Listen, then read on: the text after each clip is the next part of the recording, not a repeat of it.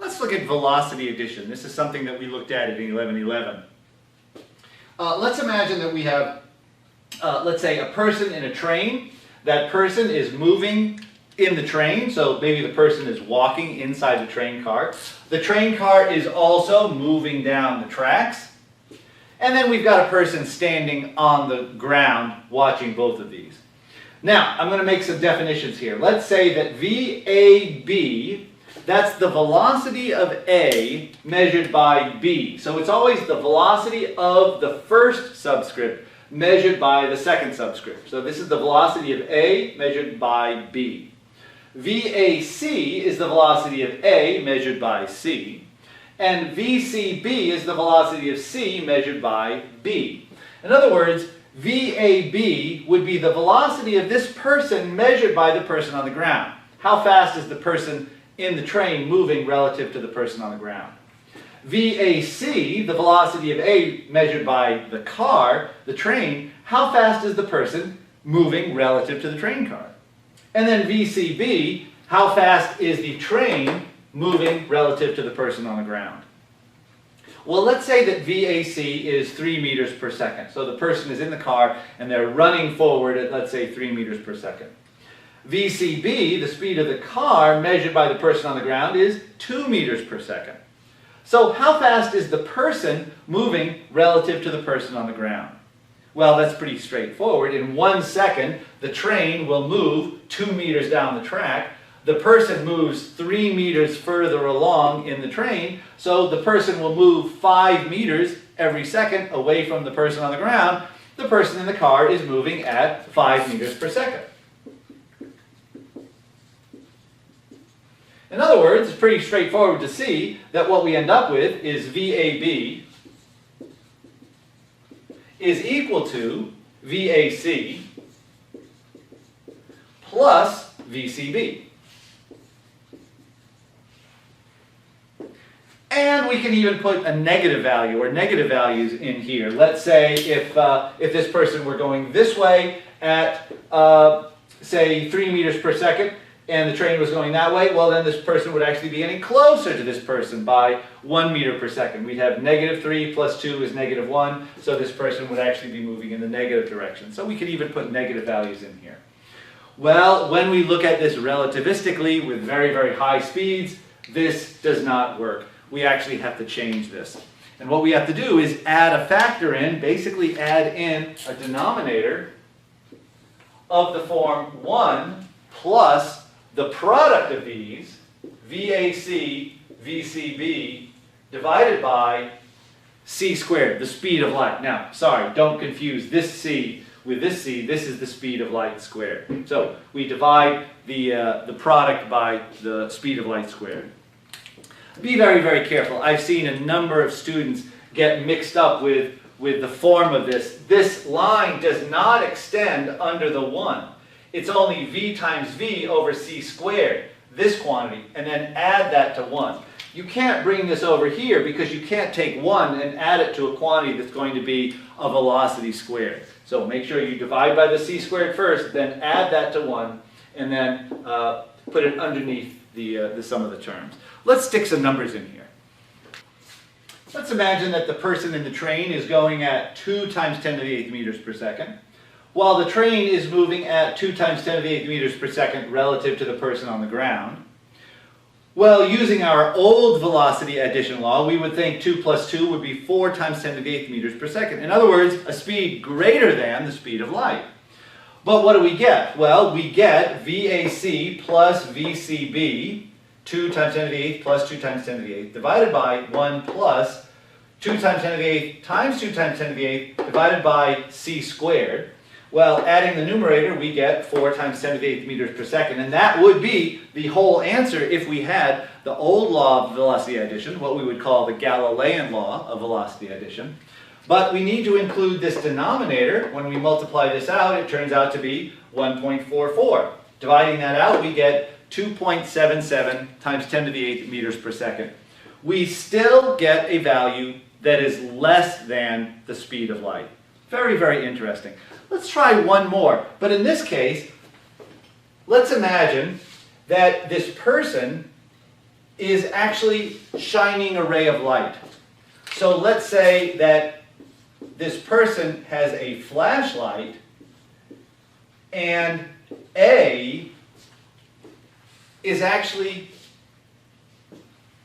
the beam of light.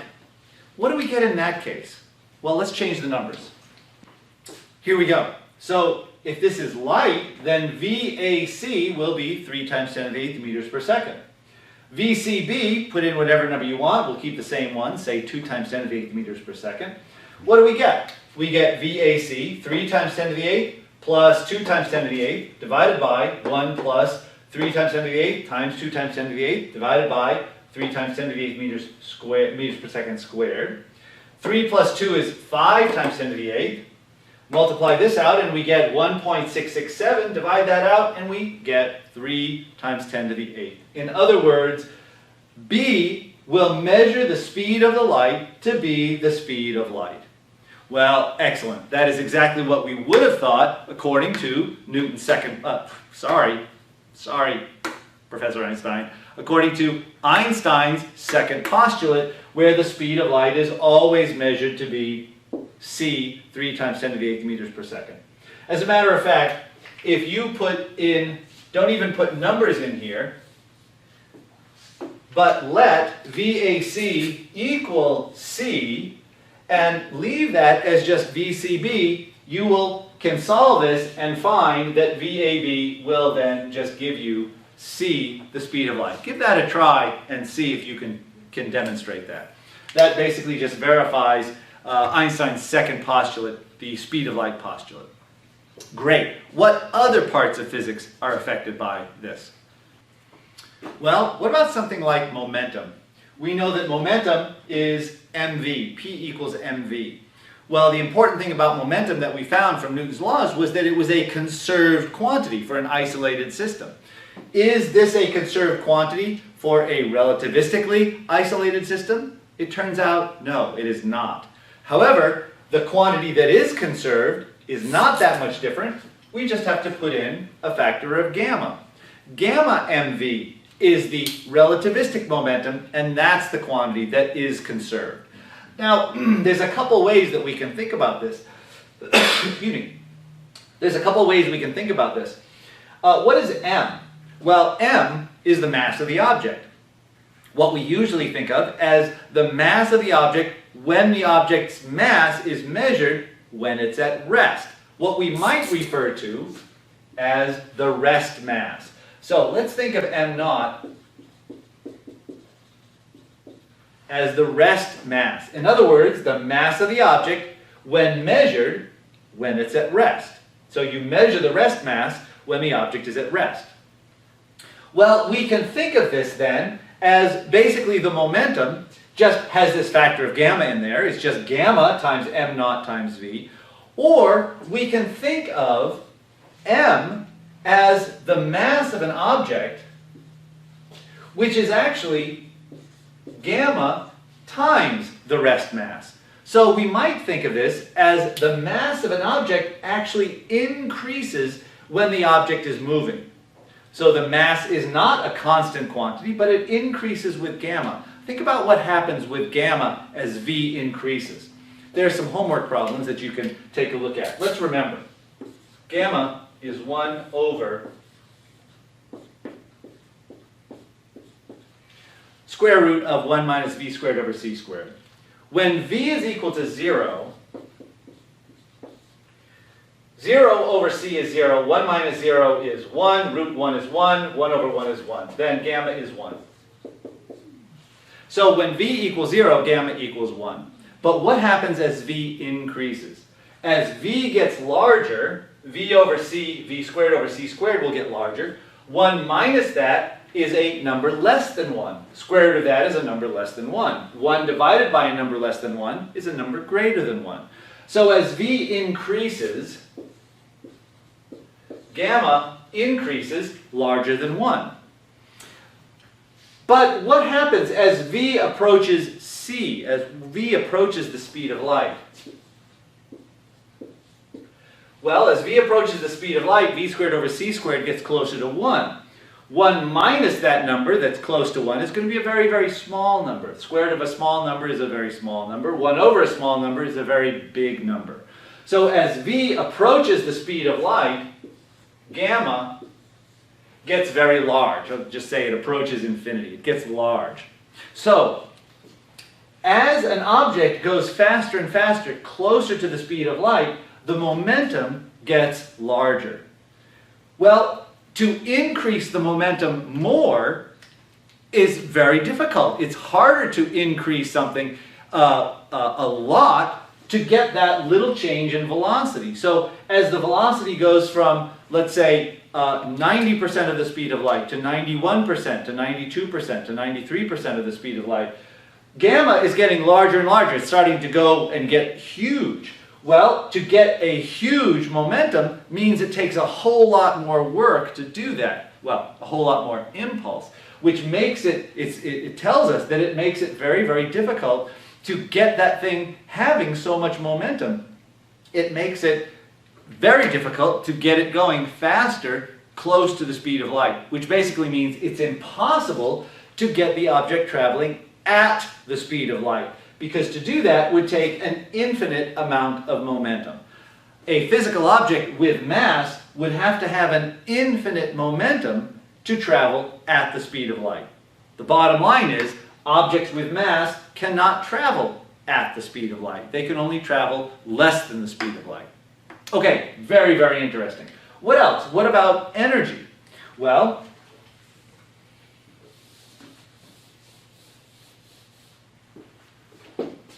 the kinetic energy of an object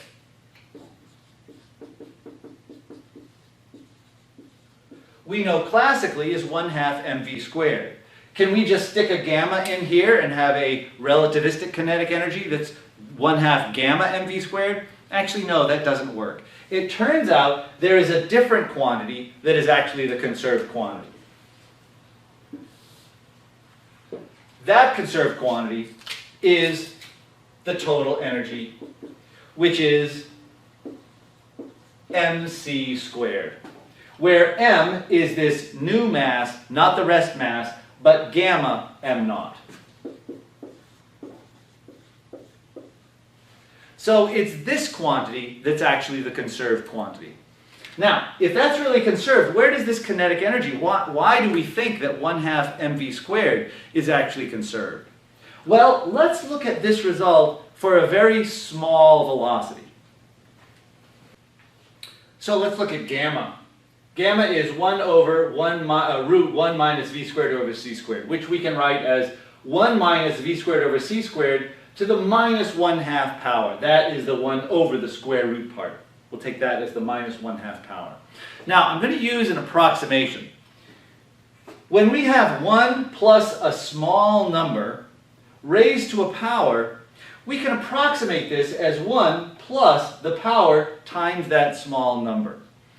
You can try this on your calculator. Take 1 plus any number you want, raise that to a power, a small number, add any small number, raise to a power, and that will be approximately 1 plus that power times the small number. And the smaller the number is, the better this approximation will be. Now let's use this for gamma. So we've got 1 plus the power, which is negative 1/2, times the thing that we're adding to 1. And the thing we're adding to 1 is negative v squared over c squared. So negative v squared over c squared. So what is this? This is 1 plus, a negative times a negative is a positive, 1/2 v squared over c squared.